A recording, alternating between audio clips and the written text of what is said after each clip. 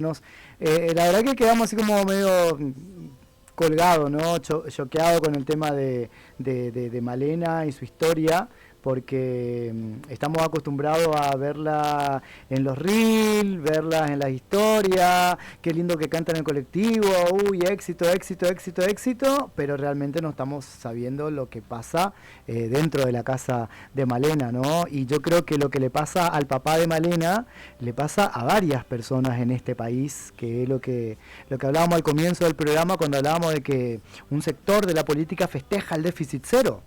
Sí, pero el papá de Malena abre la ladera y el déficit cero a esta gente no le beneficia, ¿no? Entonces acá es donde yo digo lo de hoy, ¿no?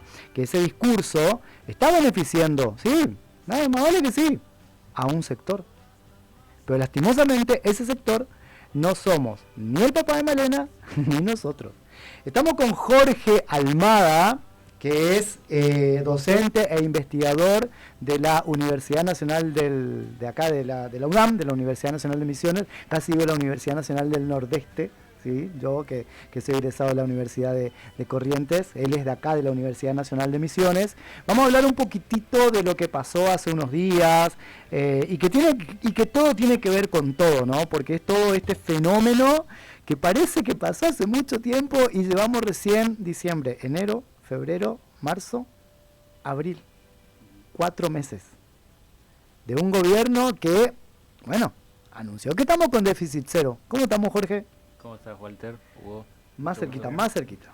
Bueno, en principio agradecer la invitación y bueno, la presentación, como sabíamos que esta nota venía de la situación de las universidades, marcha universitaria, nos presentamos en el rol profesoral, digamos, que tiene que ver con la docencia, la investigación, la extensión, digamos, como trabajador universitario, como trabajador docente que soy.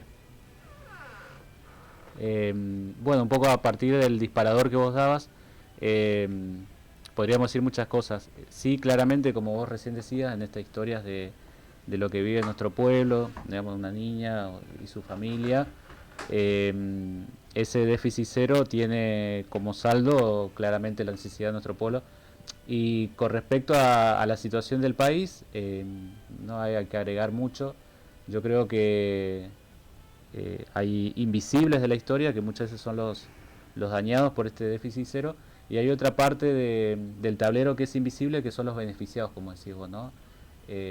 Digo, cuando hoy se habla de auditoría sobre las universidades, nadie plantea una auditoría, digamos, sobre Nicolás Caputo, que es por ahí más conocido, pero tampoco sobre Sergio Elstein o Jorge Brito, que son realmente los que se están beneficiando, los que están sosteniendo, digamos, muchas de estas políticas. ¿De qué estoy hablando? Estoy hablando de los bancos privados, del sector financiero, que ha apoyado y apoya todavía estas políticas. Pero bueno, claramente que las grandes mayorías no van a verse beneficiadas.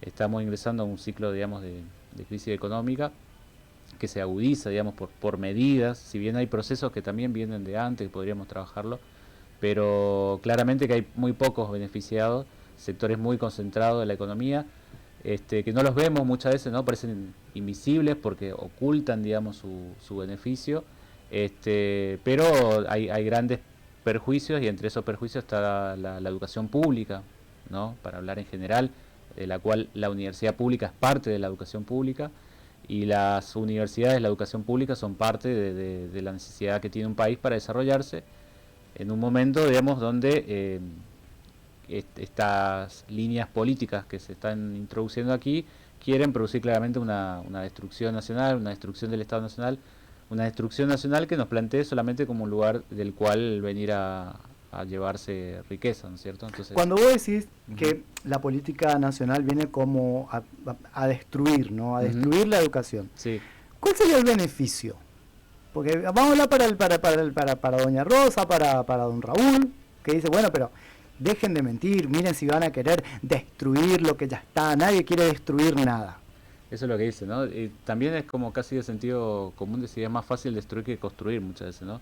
¿Por qué decimos destruir, o por qué tiene que ver con lo que puede pasar en el país, que de hecho de alguna manera está pasando? Fíjate, todas las universidades. Las universidades como entramado científico nacional son también parte de la defensa de nuestro país, por ejemplo, de cuestiones concretas, purificación del agua, la calidad del agua, la calidad de los medicamentos. Las universidades intervienen en la calidad, en el control de que aquello que tomamos cuando estamos mal, cuando nos receta el médico, sea un elemento que nos haga bien y no nos haga mal. Bueno, las universidades son parte de eso, son parte de los hospitales. Explicar a la gente para que entienda. Entonces, ¿qué es una universidad? Porque la gente tiene un concepto de que la universidad uno va a estudiar. Sí. Dejen de hacer política. En la universidad uno se va a estudiar.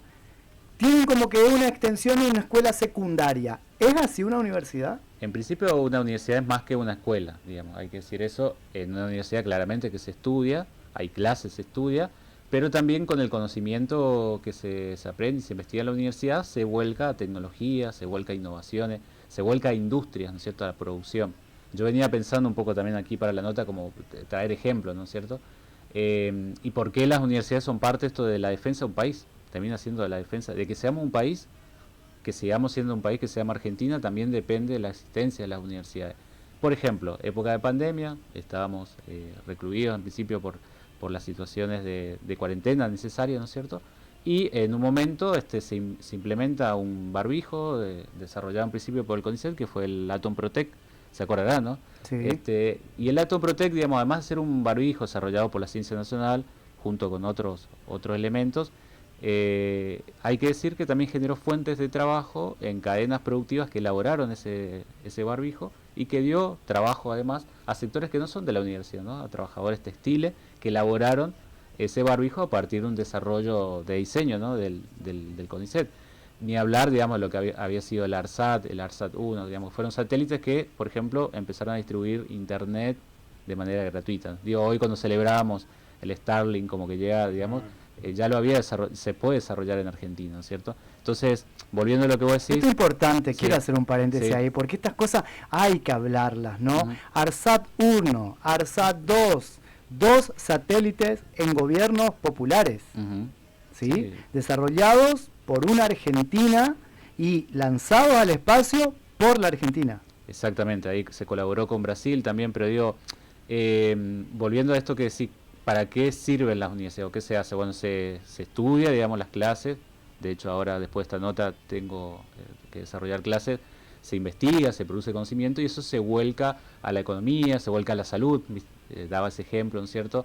El control de la calidad de los medicamentos, la formación de profesionales. Uno va a un CAPS, hay un enfermero de la universidad pública, uno va al hospital, hay un médico del hospital de la escuela pública y de la universidad pública. Y de la misma manera los barrios que son construidos muchas veces en nuestras ciudades tienen ingenieros, arquitectos, etcétera, de la universidad pública. Si empezamos a tomar conciencia, un país tiene de alguna manera una existencia, ¿no? A partir de que tienen los trabajadores, técnicos, investigadores que desarrollan cuestiones que el país necesita. Necesitamos un puente, bueno, ¿dónde van a estar los ingenieros que van a diseñarlo? Necesitamos elaborar un medicamento. Necesitamos una vacuna contra el dengue, que es un ejemplo que a veces yo doy en mis clases. Nuestro país tiene plena condición, capacidad técnica y de conocimiento para desarrollar su vacuna contra el dengue. La pregunta sería, ¿por qué no se ha desarrollado? ¿No es cierto? Pero digo, para hablar de las potencialidades, y ahí yo la cito a Gora Gamarnik, que es una investigadora de CONICET, doctora en biología, que su equipo y ella vienen investigándose muchísimo y tienen todo el conocimiento básico para poder desarrollarlo. Es decir, estoy hablando de cosas que nos pueden salvar la vida, ¿sí? Cosas que pueden cuidarnos. Bienvenido sea, digamos, que se ha implementado un esquema de vacunación en la provincia a partir de, entiendo, una vacuna de un laboratorio japonés.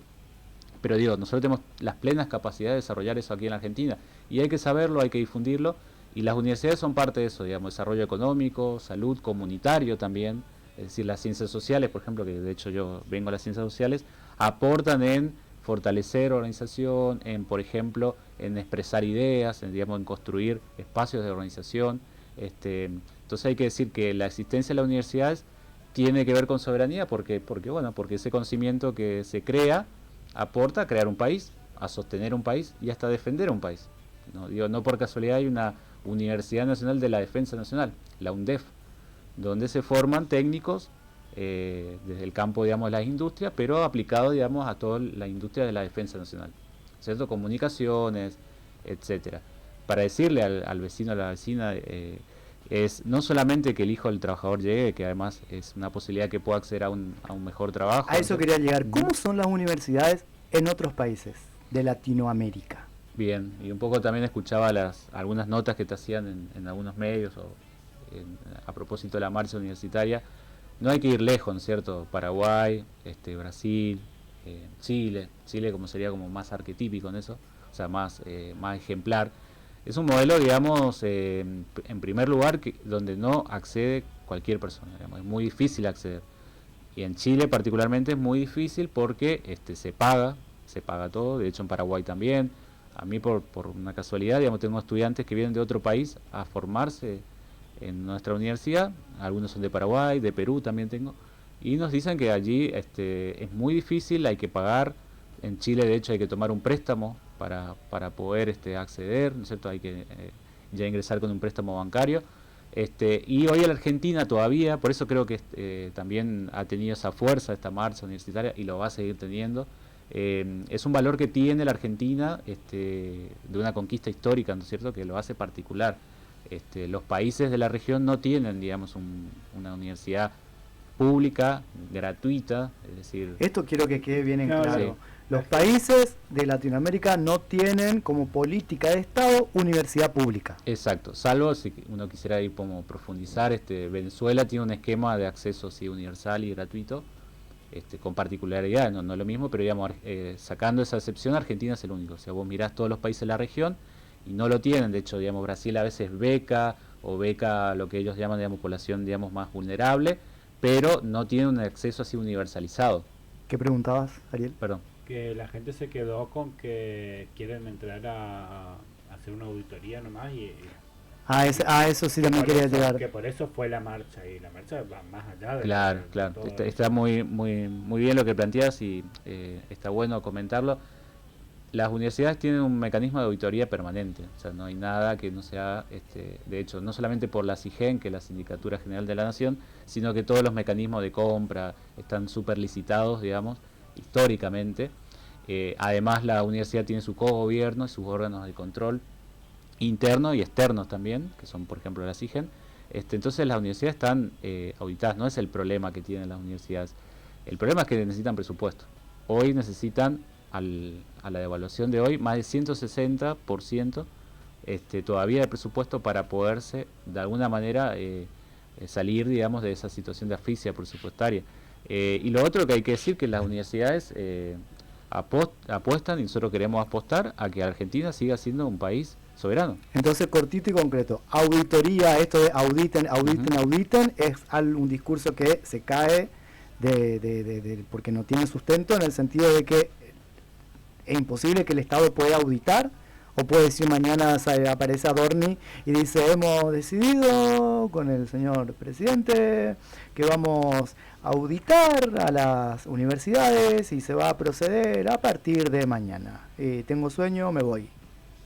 No. ¿Puede pasar eso o no? A ver, ahora a la tarde ha salido un comunicado de todos los rectores de las universidades argentinas donde rechazan porque digamos no solamente se ha dicho esto como poniendo en duda en realidad. Ajá. A las universidades diciendo no, el problema es la corrupción de las universidades, sino que lo que no se dice es que las universidades tienen ya su mecanismo de control por la Ley de Educación Superior, que está vigente, por la SIGEN, ¿no es cierto? Y por todos los organismos que ya tiene la universidad.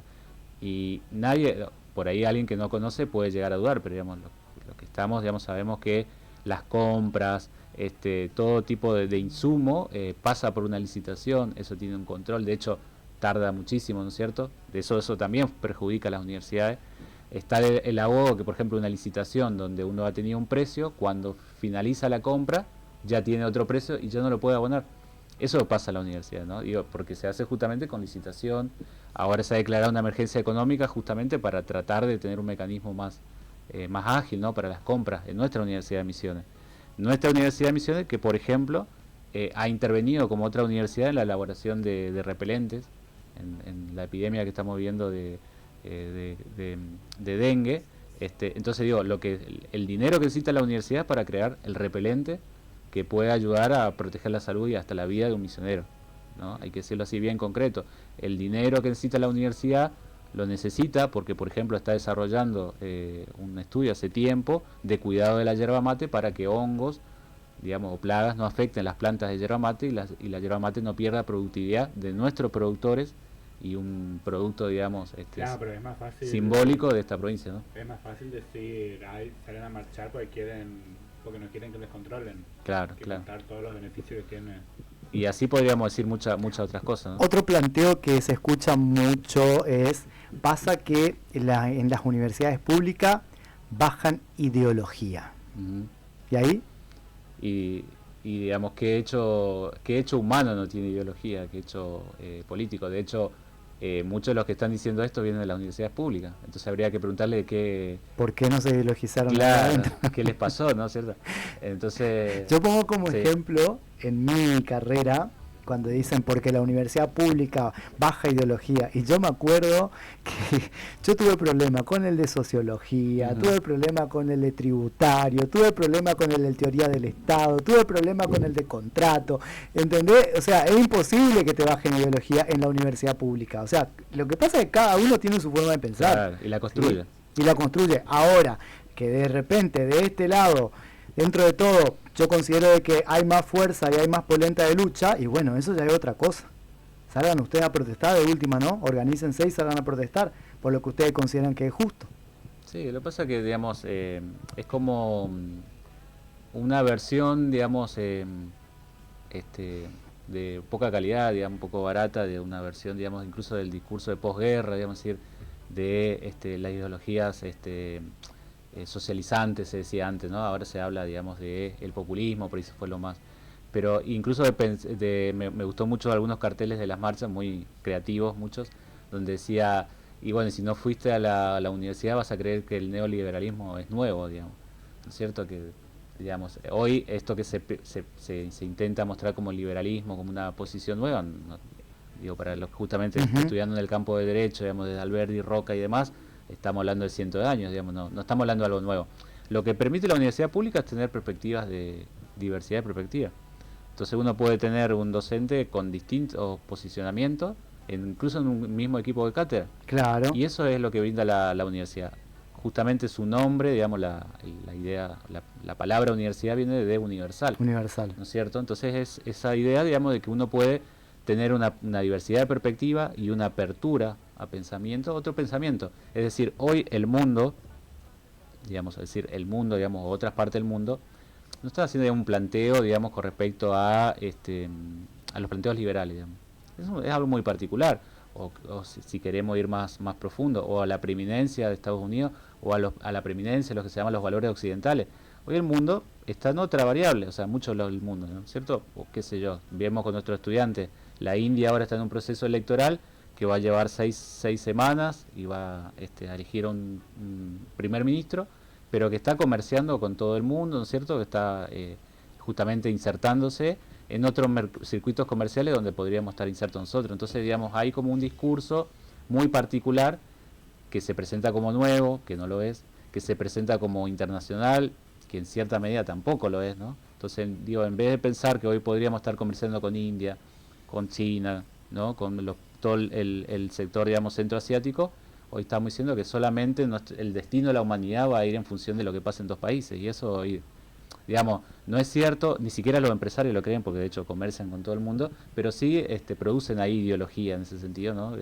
De que hoy los principios liberales son como los universales, y eso no es así, digamos. Otra preguntita, con respecto a lo que decías recién de que tenés en tu curso extranjeros estudiando. ¿Es Sí. alto el porcentaje de extranjeros que vienen a estudiar a la Argentina No. y que entonces tenemos que cobrarles porque vienen a llevarse?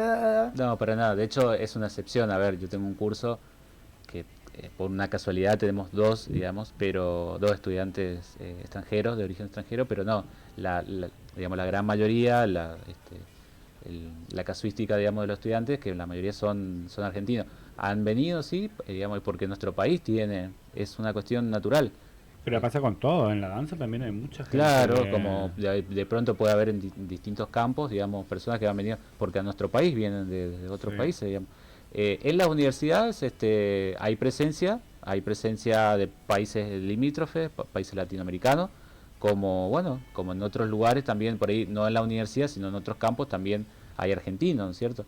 De hecho, en la marcha universitaria me contaron que estudiantes y graduados de la UNAM en Barcelona replicaron la marcha en Sí. Barcelona, ¿no es cierto? Bueno, que están insertos en distintos trabajos a partir de su formación, ¿no es cierto?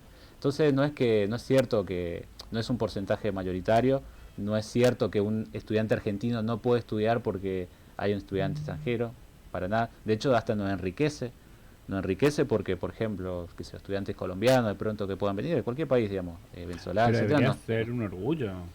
Claro, tomar como un orgullo que otra gente venga a De hecho, estudiar a acá nosotros nos pasa y de hecho los estudiantes nos dicen, la verdad que nosotros valoramos y a veces nos dicen, creemos que ustedes mismos no se dan cuenta, Exactamente. no se dan cuenta de lo que tienen, porque para nosotros es algo que nunca ha existido. Bueno, a mí me pasa en la escuela secundaria, Ujú. cuando vienen chicos que quieren terminar la secundaria acá, que son paraguayos. Ujú. Y ellos le dicen a los compañeros, ustedes no se imaginan, así le dicen, ustedes no valoran lo que tienen acá. Yo les quiero decir a ustedes, vayan a estudiar al otro lado y van a ver lo diferente que es lo que ustedes tienen acá. Y los nuestros quedan mirando nomás, porque es cierto, yo también coincido con vos, nosotros o con esos chicos. Nosotros no valoramos lo que tenemos. En todo sentido, ¿no? Ni siquiera la democracia. Y es una cuestión de perspectiva y de poner, digamos, como en contrapeso, ¿no? Contrapunto, ¿no?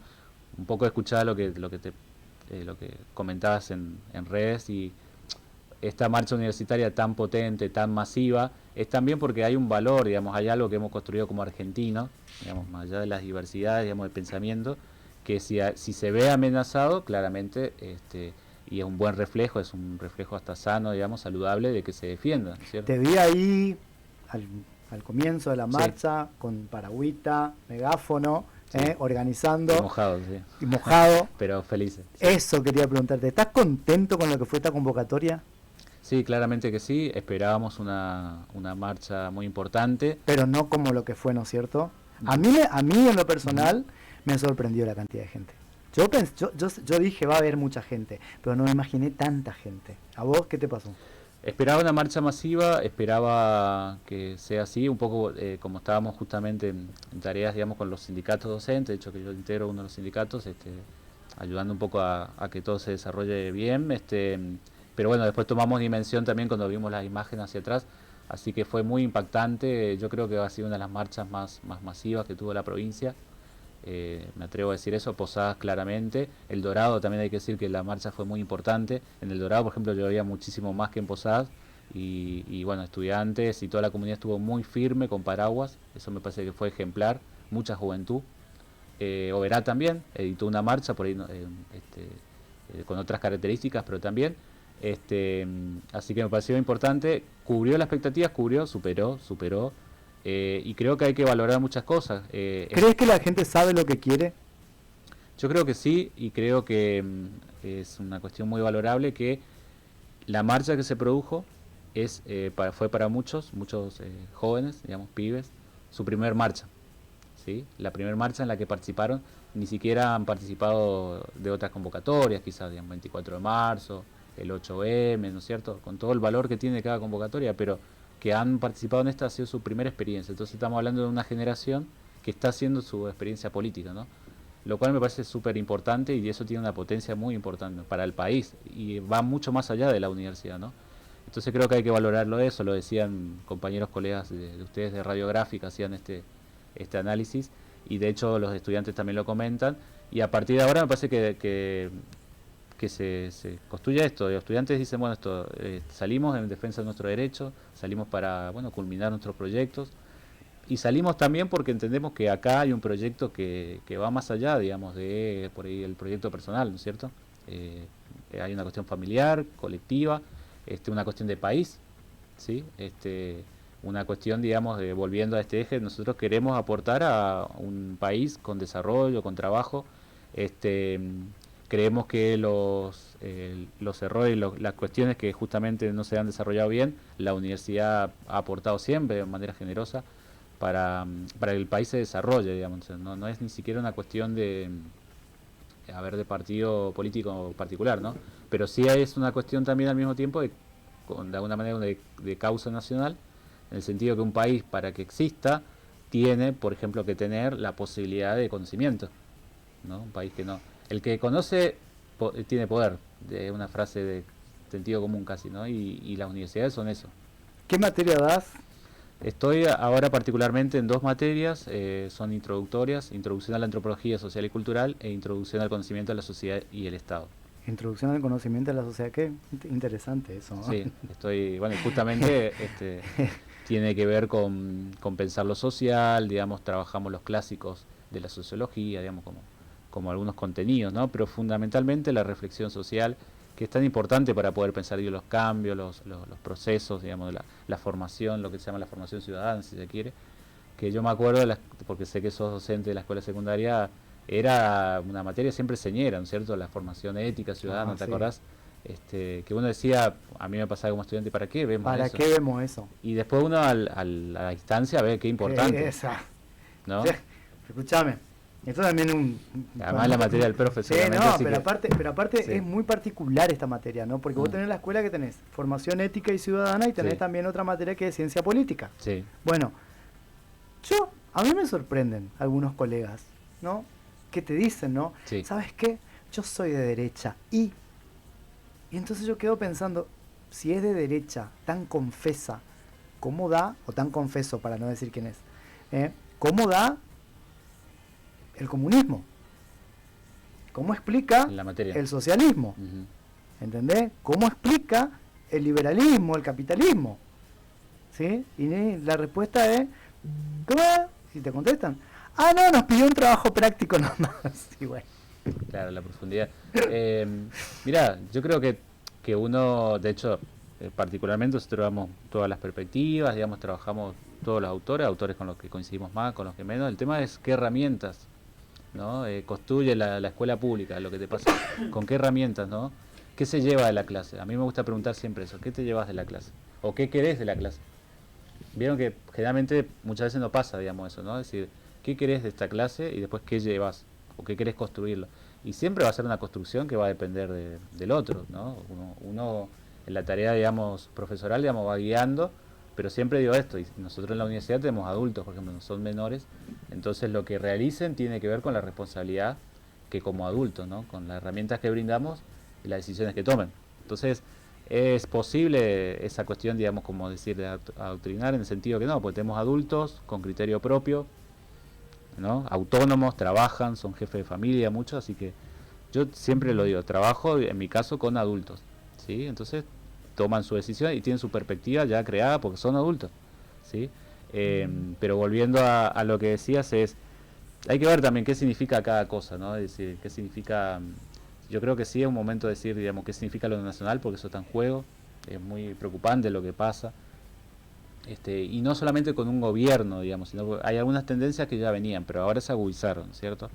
Que nosotros no podamos definir, porque ha sido por lo menos lo que han dicho y es la voluntad pues expresada, que no podamos definir nuestra emisión monetaria y que planteen dolarizarnos, digamos, es digregar, digamos, a un Estado, digamos.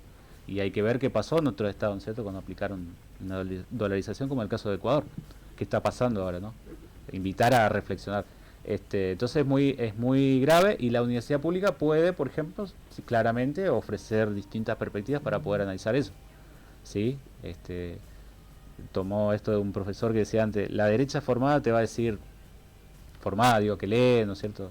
Señora de Mitre, Roca va a decir, el ejército existió antes que la patria, te van a decir, bueno, sí, pues, el cuerpo de Patricio, ¿no? Esa invasión inglesa que se encomendaban a la Virgen del Rosario.